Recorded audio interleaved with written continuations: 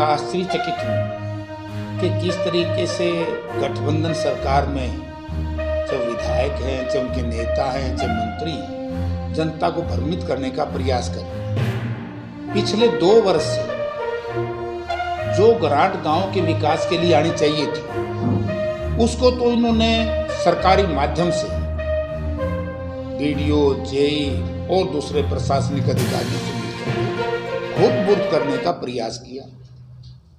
तो उसी कड़ी में जब नए चुनाव हुए, हम विरोध कर रहे थे, भाई 1.5 साल से चुनाव क्यों नहीं करा रहे आप? चुनाव कराए तो पहले ये ग्रांट आई, उसको बोलते PRI।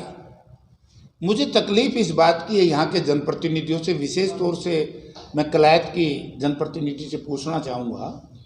उन्हें बयान दे दिया कि हमने कलायत में इतने करोड़ रुपए दे दिए, उसमें हरियाणा सरकार का क्या लेना देना है? संतरी से लेकर के मुख्यमंत्री तक दोनों पार्टी के नेताओं से मैं पूछना चाहता हूं, जनता को भ्रमित मत करो। ये बताओ, ये पैसा भारत सरकार का है या हरियाणा सरकार का है? PRI हमेशा ही भारत सरकार की होती है। तो बार बार मैं सुनता हूं, मैंने आपके गांव में 50 लाख दे दिया, आपके गांव में 10 लाख दे दिया, आपके गांव में 20 लाख दे दिया। या तो इनको ज्ञान नहीं है, गठबंधन में बैठे जनप्रतिनिधियों को ज्ञान है तो जनता को भ्रमित कर रहे हैं, धोखा कर रहे हैं। ये भारत सरकार की ग्रांट है। हर गांव का, भारतवर्ष में जितने भी गांव हैं, हर गांव का मौलिक अधिकार है। जो हम टैक्स की शक्ल में केंद्र के सरकार में पैसा जमा कराते हैं, उसके बाद प्लानिंग डिपार्टमेंट, केंद्र का प्लानिंग डिपार्टमेंट गांव की आबादी के हिसाब से ये पैसा बांटते। इसमें क्या आसान है किसी का भाई? अगर कलायत में विकास करवाना था तो मुझे कलायत के जनप्रतिनिधि ये बताए कि अगर सबसे बुरी हालत कहीं सड़कों की है तो कलायत में है। यानी कि सड़कों में खड़े तो देखे, लेकिन कलायत विधानसभा क्षेत्र तो खड़ों में सड़कें हैं। कोई नए सड़क रिपेयर नहीं करवाई, कोई नया कॉलेज नहीं बनवाया, कोई नया माइनर नहीं बनवाया, कोई नया टेक्निकल या एजुकेशनल इंस्टीट्यूट नहीं बनवाया, कोई प्लेग्राउंड, खेल का मैदान नहीं बनवाया। तो किया क्या? 3 दिन से ड्रामा कर रहे हैं। और उसमें भी महारागाम छोड़ी दिया बेटा ने।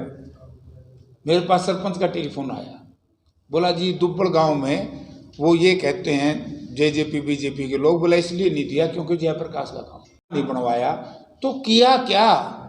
3 दिन से ड्रामा कर रहे हैं। और उसमें भी महारागाम छोड़ी दिया बेटा ने।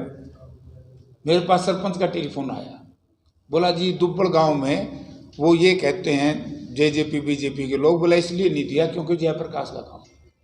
इन मंदबुद्धि के लोगों को पता नहीं, जयप्रकाश का हो, चाहे मनोहर लाल जी का हो, चाहे दुष्यंत का हो, चाहे बबली का गांव, जो मंत्री बैठे हैं गठबंधन, ये ग्रांट तो भारत सरकार देती है। इनके घर से थोड़ा ही, इनका हाथ में क्या है?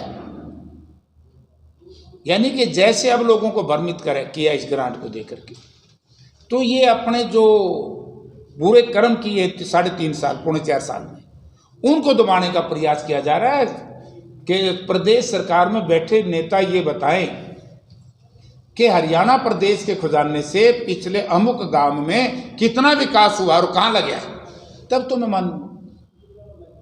तो ड्रामा करके, अरे देना है किसान के गन्ने का भाव दो ना। आज इस महापो की ठिठुरती सर्दी में किसान धरने पर बैठे हैं। और सबसे बड़ी दुख की बात है कि भूपेंद्र सिंह हुड्डा के राज में 168% गन्ने के भाव बढ़े। और इनके राज में देख लो, लोकदल का सबसे निकम्मा राज रहा। जब चौधरी ओम प्रकाश चीफ मिनिस्टर थे, गन्ने का सबसे कम भाव बढ़ा।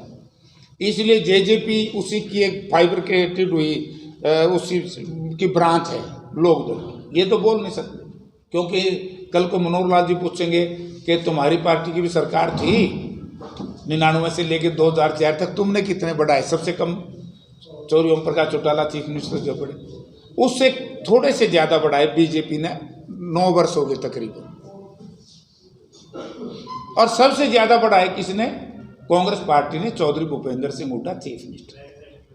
तो अब किसान केवल यही तो बात कर रहे हैं। एक समय ऐसा था जब हुड्डा साहब चीफ मिनिस्टर थे, गन्ने का भाव देश में सबसे ज़्यादा था, हरियाणा में। आज हमसे ज़्यादा पंजाब जो जिस पंजाब का आर्थिक तौर से दिवाला निकल चुका है, कर्मचारियों को पैसे देने के लिए तनख्वाह नहीं है, तनख्वाह देने के लिए पैसा नहीं है।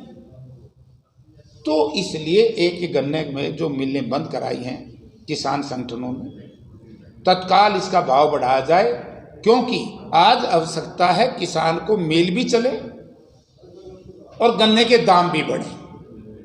सरकार तत्काल किसानों की बात सुने और गन्ने का भाव बढ़ाए ताकि मिल चल सके, क्योंकि मुझे अंदेशा इस बात का सरकार की शरारत भी हो सकती है। आज रिकवरी कम है गन्ने में, 20 दिन के बाद रिकवरी बढ़ जाएगी। करूँगा कि किसानों के साथ ही खिलवाड़ मत करो, तत्काल गन्ने के दाम बढ़ाओ ताकि मिल चल पड़े, किसान का समय पर खेत खाली हो जाए। सरपंच मैं अब कल जाऊँगा, मैं उसका समर्थन कर रहा हूँ जो सरपंचों की डिमांड है, क्योंकि आप लोगों को याद होगा मैं मेंबर पार्लियामेंट भी रहा जब हुड्डा साहब चीफ मिनिस्टर थे, और उस वक्त जितनी भी हरियाणा सरकार के दायरे में या भारत सरकार के दायरे में ग्रांट आती थी, हमने कभी भी, एक तो मैं इस ई टेंडरिंग के बड़ा सख्त खिलाफ, 2 लाख रुपया में तो पुली को नहीं बनाए, और 2 लाख रुपया में पुली के बाद भी गठबंधन का एक मंत्री बबली न्यू को बोला तुम बेईमान हो या तुमने कुछ ऐसे अनाप शनाप शब्दों का इस्तेमाल किया। मैं उसकी घोर निंदा करता हूँ। किसी भी जनप्रतिनिधि को दूसरे जनप्रतिनिधि को बेईमान कहने से पहले अपने गिरेबान में झांके कि उनके विभागों में क्या हो रहा है। जो ईमानदारी का चोला पहने फिरते हैं, 1 वर्ष के बाद समय आएगा इन चोलों में से निकलेंगे बेईमान लोग और भ्रष्टाचार के स्कैम आएंगे, स्कैम। सरपंच को तो 2 लाख रुपए की ग्रांट की इजाजत नहीं, और पंचायती राज में पूरे हरियाणा प्रदेश में स्ट्रीट लाइट का एक ही कंपनी को ठेका दे दिया। ये भ्रष्टाचार नहीं है क्या? हमारी सरकार बनेगी, इसमें कोई दो राय नहीं है, तो आप भी मानना पड़ेगा। मानोगे ना? मुस्कुराओ ना, हाँ भी भरो यार, तुम वोटर भी तो हो।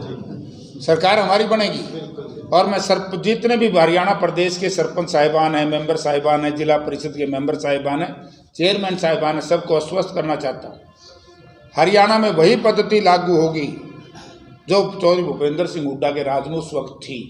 ग्रांट आएगी सीधे सरपंच के खाते में, और सरपंच और गांव की पंचायत और ग्राम सभा मिलकर के फैसला करेगी किसने कितने काम, ये टेंडरिंग पे टेंडरिंग, ये क्या है, फैमिली आईडी पाईडी आदि तो मेरे समझ में नहीं आती, आम आदमी के समझ में आएगी, ये सब बंद होंगी। अब ये जो फैमिली आईडी बनवाई है, इससे कितना बड़ा नुकसान हो गया। कल मैं देवबन गाँव में था, तो वहाँ गरीब पिछड़ा समाज के लोगों ने कहा कि बोला जेपी साहब हमारी तो पेंशन भी कट गई। दूसरा आएगा बोले हमारी वो राशन कार्ड भी कट गया, क्योंकि ये जो फैमिली आईडी बनानी शुरू कर दी, इसमें तो 1800 रुपये बिजली का बिल 9000 तो ऊपर जिसका है साल में, उसने भी पेंशन नहीं, उसने भी सारी सुख सुविधाएं नहीं, जिसकी छत पक्की उसने सुख सुविधाएं नहीं। यानी कि ऐसा सिस्टम कर दिया कि बात हमारे पार्टी के